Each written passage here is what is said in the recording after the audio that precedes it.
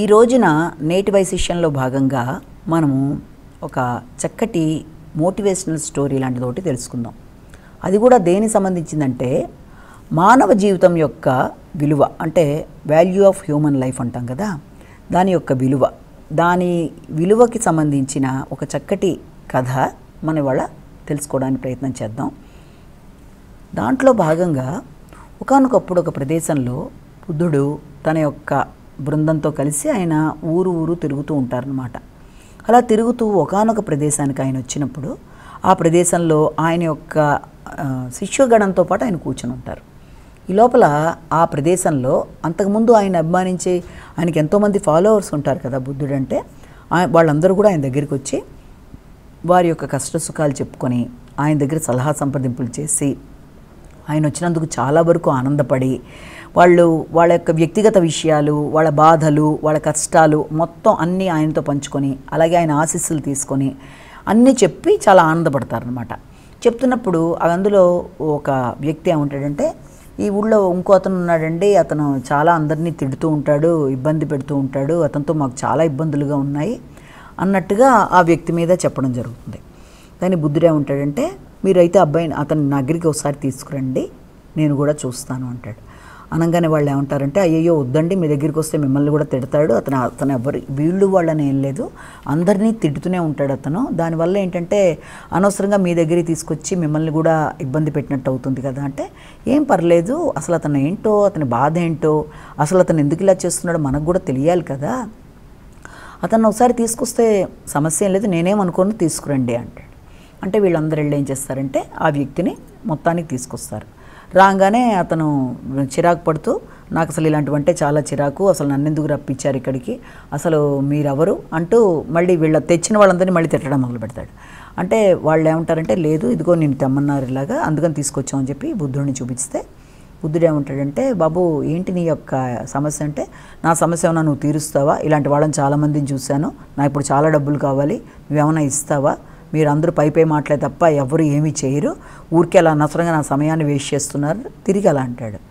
సరే నీ ధనం కావాలి అంటే కష్టపడి పనిచేస్తాయి కదా డబ్బులు వచ్చేది ఎవరికన్నా, అలాంటిది అలా కాకుండా డబ్బులు ఎలా వచ్చేస్తాయి నీకంటే, అలా అని కాదు, నాకు కావాల్సిందే డబ్బులు, అందరూ ఏదో అంటారు అంతే, ఇస్తాం అది ఇది అని, ఎవరు ఇవ్వట్లేదు ఇలాగా, నువ్వేమైనా చేయగలవా, నీకేమైనా శక్తి ఉందా, ఏం లేనప్పుడు నన్ను ఎందుకు పిలిచావు, నువ్వు చేయగలిగితే చేయి, లేకపోతే లేదు, లేకపోతే నీ యొక్క తట్టాబుట్టా సర్దుకొని నువ్వు ఇక్కడి నుంచి వెళ్ళిపో అన్నట్టు చాలా ర్యాష్గా మాట్లాడతాడు అనమాట. అయినా కూడా బుద్ధుడికి ఏమి కోపం రాదు అతను అలా మాట్లాడినా కూడా. సరే నువ్వు కష్టపడి పని చేయకుండా నీ డబ్బులు ఎలా వస్తాయి, ఎలాగోలా ఇప్పించమని నన్ను అడుగుతున్నావు కదా, నాకైతే డబ్బులు అవసరము లేదు, నేను డబ్బుల కోసం ఆలోచించను కూడా, కానీ నువ్వు అడుగుతున్నావు కాబట్టి నేనైతే నీకు డబ్బులు వచ్చే ఒక మార్గాన్ని చెప్తాను. అదేంటి అంటే, ఇక్కడ ఒక రాజుగారు నాకు తెలిసిన ఒక స్నేహితుడు ఒక ఆయన ఉన్నారు, ఆయన దగ్గర చాలా డబ్బులు ఉన్నాయి, ఆయన నీకు కావాలంటే ఆయన అడిగి నేను ఇప్పిస్తాను, కానీ ఆయనకి రిటర్న్గా నువ్వు కూడా ఏదన్నా అంటే ఏమన్నా ఇవ్వాలి కదా, ఇస్తాను అంటే ఆయనకి నేను తప్పనిసరిగా నీ ఎత్తు నువ్వెంత ఉన్నావో అంత వెయిట్ ఉన్న ధనాన్ని ఇప్పిస్తా అంటాడు. ఆశ్చర్యపోతాడు అనమాట అతను. ఎవరు ఈ అడుగుతున్న, ఏమీ చేయకుండా పని చేయకుండా ఖాళీగా ఉండి ఇప్పుడు అందరు పెద్దవాళ్ళని తిడుతూ ధనం కావాలి ఇచ్చేసేయండి అని అడుగుతూ ఉన్న ఈ వ్యక్తి ఆశ్చర్యపోయి, నా దగ్గరే ఉందని ఇస్తాను, నాకేం తెలుసు ఇవ్వడానికి అని అంటూ, అంతకుముందు ఏమంటాడు, ఇది చెప్పడానికి ముందు, అసలు నా జీవితం నాకు అర్థం కావట్లేదు, వేస్ట్గా నాకు ఈ యొక్క బతుకుని దేవుడు ఇచ్చాడు, లేకపోతే నాకు అనవసరమైన జీవితం, నాకు ఉపయోగపడని ఈ శరీరం, నాకు దీనికన్నా డబ్బు ఉంటాయి కదా, డబ్బే లేనప్పుడు ఈ శరీరం ఉంటే ఏంటి అంటూ ముందు తిట్టుకున్నాడు అబ్బాయి ముందే.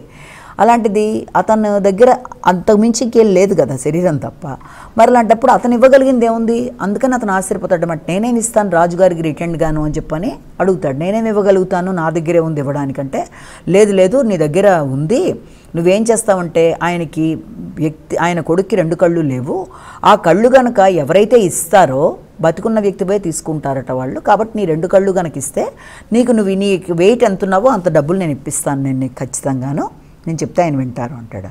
అంటే అయ్యో అలా నాకేం అక్కర్లేదు, అదెలా కుదురుతుంది, డబ్బులు సంగతి ఎలా ఉన్నా ముందు నువ్వు ఇచ్చే డబ్బులు నాకు ఎంత ఇచ్చినా నాకు కళ్ళే లేనప్పుడు నాకు నువ్వు డబ్బులు ఇస్తే ప్రయోజనమే ఉంది, నేనే దాన్ని ఎంజాయ్ చేస్తాను, నాకు అక్కర్లేదు అంటాడు.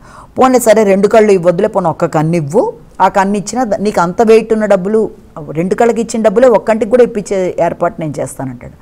అదేంటి అసలు అర్థం లేకుండా మాట్లాడుతున్నావు, అర్థం ఉందా అసలు నువ్వు మాట్లాడేది నేను ఎలా ఇస్తాను, నా యొక్క కన్ను ఎంత విలువైంది, అంత విలువైన కళ్ళు తీసుకెళ్ళి నేను అతనికి ఇవ్వడం ఏంటి, అసలు అర్థం పర్థం లేదు, నాకు ఏ డబ్బులు ఇవ్వక్కర్లేదు, నా దారిని నేను పోతాను, డబ్బులు ఇప్పించడం అంటే నా శరీరంలో భాగం ఇచ్చేసి నేను చేయడం అనేది కరెక్ట్ కాదు ఇది అనేసి ఆ అబ్బాయి అంటాడనమాట.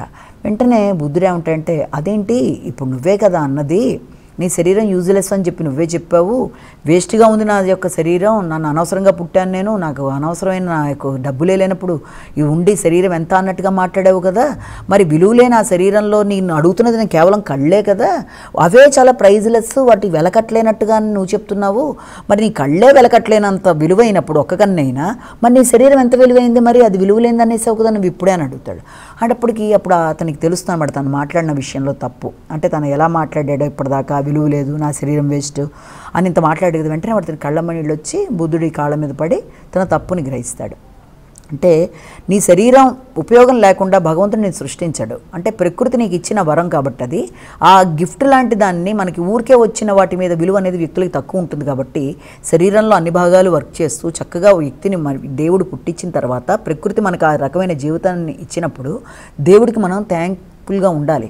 అలా అనకుండా చాలామంది మనలో కూడా మనం చూసినప్పుడు ఏం చేస్తూ ఉంటే మామూలు మనుషుల్లో కూడా ప్రతిదానికి ఈ జీవితం వేస్ట్, నాకు ఉంటే ఎంత లేకపోతే ఎంత, ఎందుకు అనవసరంగాను, నాకు ఎందుకు ఉపయోగం లేదు ఈ జీవితం అన్నట్టుగా శరీరాన్ని మనని తిట్టుకునే వ్యక్తులు కూడా చాలామంది ఉంటారు. అలా కాకుండా మన ఫోకస్ ఎలా ఉండాలంటే దేవుడిచ్చిన ఆ విలువైన శరీరాన్ని, ఎందుకంటే మనుషులకి జంతువులకి తేడా అక్కడే ఉంది. ఆ శరీరం అనే కాదు, ఆలోచన విధానం కానీ అన్నీ మనుషులకు ఉన్నాయి, జంతువులకు అన్ని లివింగ్ బీయింగ్స్లోనూ మనుషులకి, మనుషుల శరీరానికి, మనుషుల మెదడుకి ఉన్న విలువ ఉత్తమమైన మానవ జన్మ. అది జంతువులకి ఆలోచన సరళి అది లేనప్పుడు దాన్ని ఎంత చక్కగా అతను ఉపయోగించుకొని తన జీవితంలో ఎంత చక్కగా ఎదగచ్చు, ఎంత కష్టపడాలి. ధనం రావడం అనేది కూడా శరీరంలో నువ్వు కష్టపడి పనిచేసినప్పుడు, నీ యొక్క బుర్రను ఉపయోగించి నువ్వు పనిచేసినప్పుడు ధనం అనేది సంపాదించుకోగలుగుతావు. అలా కాకుండా ఎవరో వచ్చి ఊరికే ఇస్తారు అన్న భావన కూడా కరెక్ట్ కాదు. మనిషి యొక్క జీవితంలో హ్యూమన్ వాల్యూస్, హ్యూమన్ లైఫ్ ఇవన్నీ కూడా చాలా చాలా విలువైనవి.